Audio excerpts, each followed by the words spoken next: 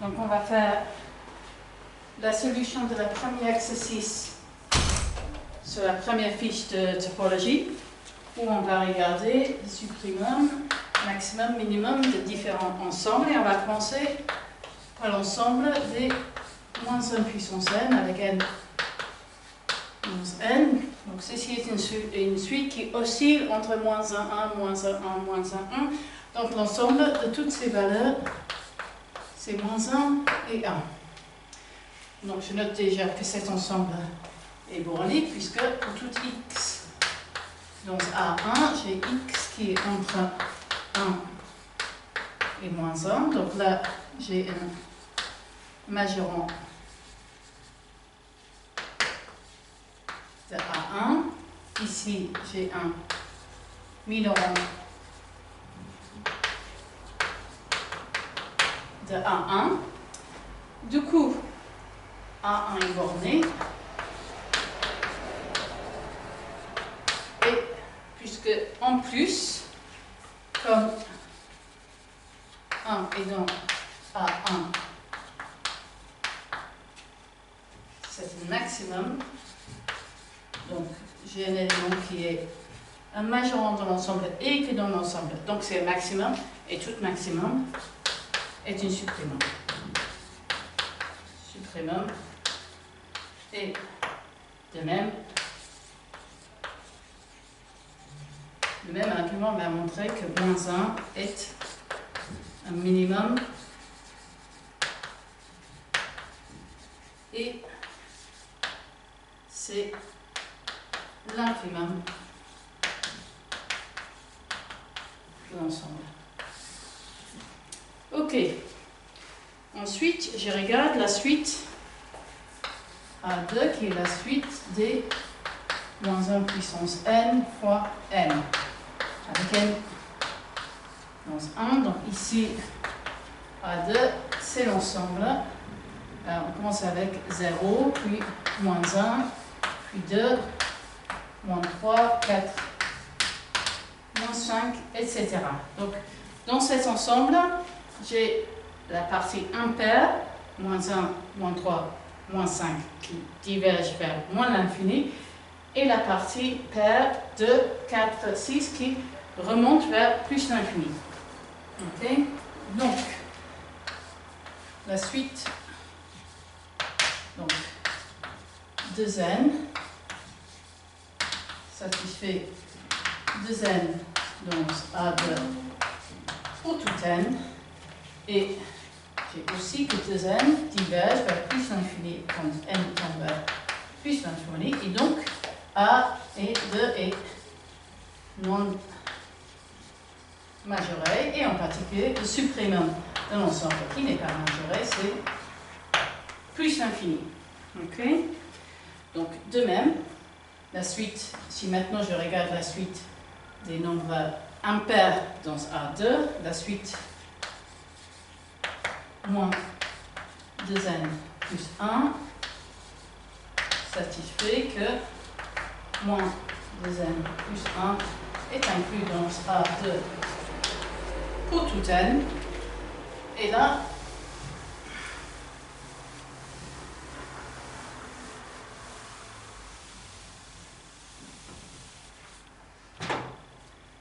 et en plus, moins 2n plus 1 diverge quand n tend vers plus l'infini vers moins vers l'infini. Et j'en conclus que l'ensemble A2 est non minoré. Il n'y a pas de borne inférieure de cet ensemble puisque j'ai une suite dans l'ensemble qui va arbitrairement bas. Et donc, l'infimum de A2 est moins l'infini.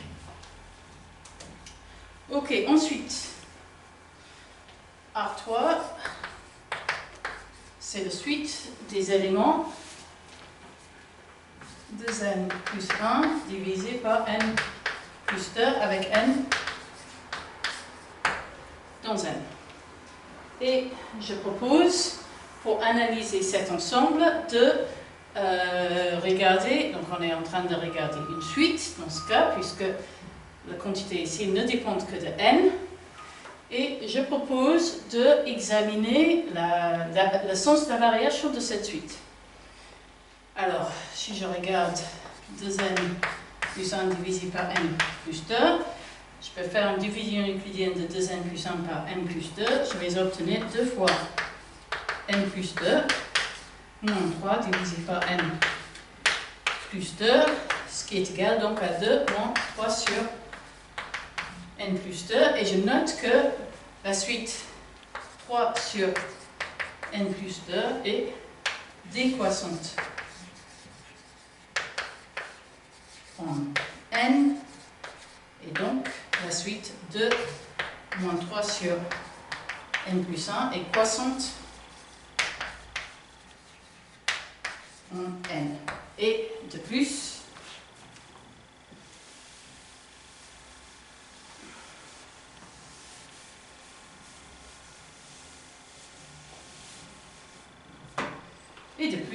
la limite de cette suite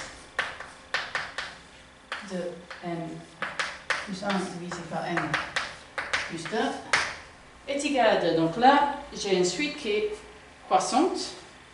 Donc, la suite 2n plus 1 sur n plus 2 croissante implique que cette suite a un élément minimal qui est son premier élément. Donc, cette suite contient un élément minimal qui est égal à 2 fois 0 plus 1 divisé par 0 plus 2 qui est égal à 1,5, et puisque cet élément est minimal, c'est une infinie. Ensuite, qu'est-ce qui va se passer quand je regarde le supprimant? Bon, c'est une suite qui est croissante et qui converge à une limite 2. Donc cette limite est plus grande que tous les éléments de la suite. Ok? Donc,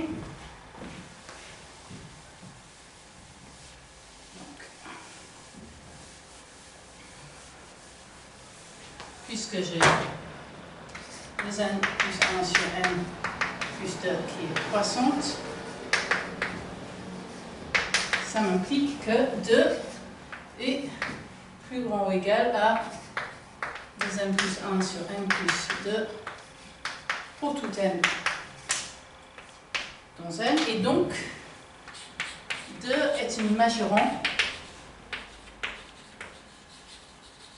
de tous les ensembles de cette suite, et donc de R3. Et donc maintenant, j'ai que c'est une majorante, j'aimerais établir que c'est aussi une supprimum. Donc on va utiliser le critère de séquentiel pour les supprimums. Donc, voilà le critère séquentiel. Ok.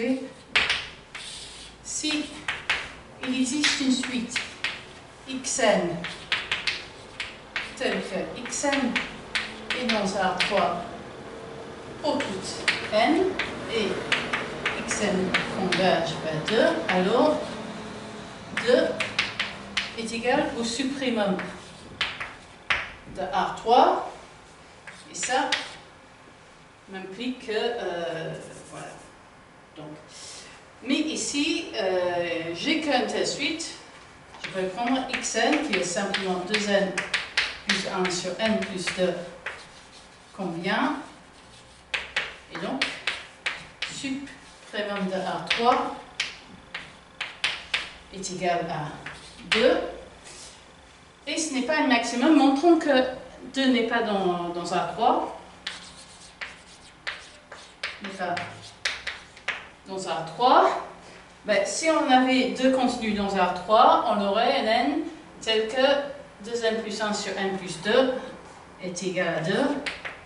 Si 2n plus 1 divisé par n plus 2 est égal à 2, ça m'implique que 2n plus 1 est égal à, je multiplie par n plus 2 et j'obtiens 2n plus 4. Et ça, ce n'est pas possible. Ensuite, on va regarder ce qui se passe dans le cas de A4.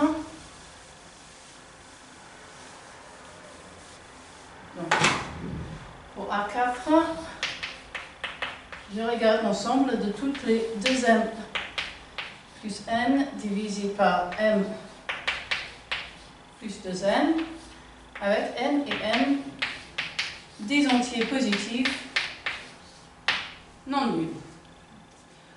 Ok, donc on va essayer de deviner ce qui pourrait être le lim sup, le suprême et l'infimum de cet ensemble. Alors, suppose que je voulais faire en sorte que ce rapport soit le plus grand possible, je voudrais de base prendre n très petit et m très grand, ce qui me donnerait des rapports de l'ordre de 2. Pareillement, si je voulais faire en sorte que cette quantité, ce rapport soit le plus petit possible, je suis tentée de prendre des grandes valeurs de n et des petites valeurs de m pour avoir un rapport qui est proche de 1,5. Donc on devine que le suprêmum va être n2 et 1,5. Donc je prétends que le suprêmum de A4 est égal à 2 et l'infimum de A4 est égal à 1,5. Donc maintenant on va faire la démonstration. Donc, démonstration que de sup A4 est égal à 2. Donc là on va écrire des critères séquentiels. Je dois d'abord montrer que 2 est un majorant de cet ensemble et ensuite je dois trouver une suite d'éléments d'A4 qui convergent vers 2. Étape 1. Donc 2 est un majorant. Donc, je vais prendre un rapport 2m plus n divisé par m plus 2n, un élément de A4, et je vais regarder la différence entre 2 et cette quantité-là. Je prends 2 moins 2m plus n sur m plus 2n. Et après calcul, j'obtiens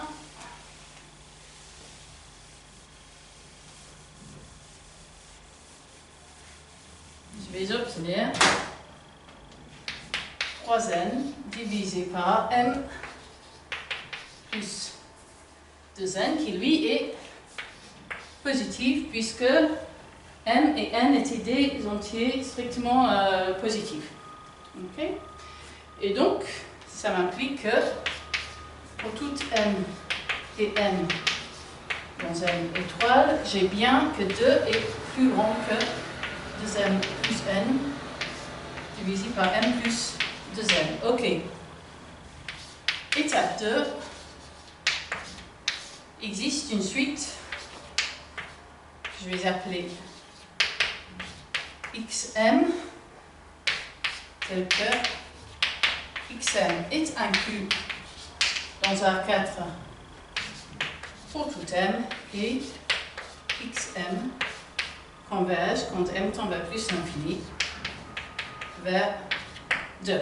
Donc ça c'est le critère séquentiel. Si j'établis ces deux étapes, je sais que le nombre 2 est un suprêmum. Donc ici, qu'est-ce que je vais prendre pour xm? Xm, je vais juste fixer n égale 1 et laisser m partir à plus l'infini. Donc xm, ça va être 2m plus 1 divisé par m plus 2 qui est inclus dans A4 pour tout m. Et en plus, je sais que xm converge vers 2 quand m tend vers plus l'infini. D'ailleurs, je note que 2 est strictement plus grand que tous les éléments de A2 et donc j'ai gratuitement que 2 n'est pas un maximum.